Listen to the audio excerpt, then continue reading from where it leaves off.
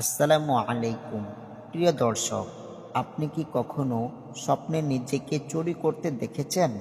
আজ আমরা জানব ইসলামী দৃষ্টিকোণ ও মনস্তাত্ত্বিক ব্যাখ্যা অনুযায়ী এই স্বপ্নের প্রকৃত অর্থ কী।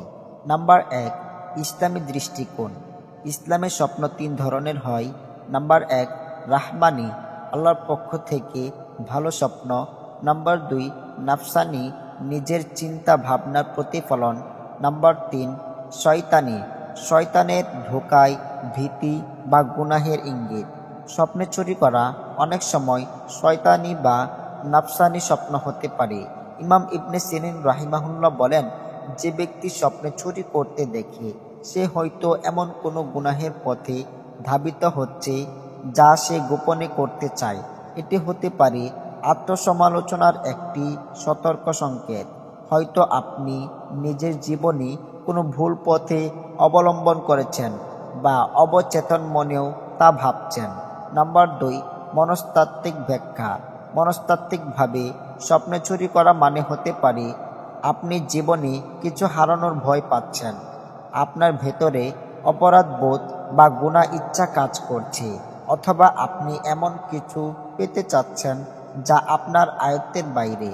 এই স্বপ্ন নিজের অন্তরের অবস্থা বোঝার একটি সুযোগ হতে পারে। নাম্বার ৩, এমন স্বপ্ন দেখলে আমাদের করণীয় কি? এই ধরনের স্বপ্ন দেখার পর করণীয় হলো: নাম্বার ১, ইস্তিগফার করুন, আল্লাহর কাছে ক্ষমা চান। নাম্বার ২, দোয়া করুন যেন আল্লাহ আপনাকে সঠিক পথে রাখেন। নাম্বার ৩, গুনাহ থেকে বেঁচে থাকুন, নিজের আচরণ ও নিয়ত পর্যালোচনা করুন। আল্লাহ তাআলা বলেন, যে ব্যক্তি তওবা করে, ঈমান আনে ও ভালো কাজ করে, আমি তার গুনাহগুলো নেকিতে পরিণত করে দিই। সূরা ফুরকান আয়াত নম্বর ৭০।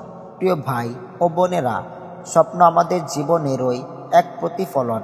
তাই স্বপ্নকে গুরুত্ব দিন, কিন্তু তার দাস হবেন না, বরং আল্লাহর দিকে ফিরে আসুন। তিনিই সর্বোত্তম পরিকল্পনাকারী। ভালো লাগলে লাইক দিন, শেয়ার করুন এবং সাবস্ক্রাইব করতে ভুলবেন না আলোর পথ চ্যানেলটি। আসসালামু আলাইকুম ওয়া রাহমাতুল্লাহি ওয়া বারাকাতুহু।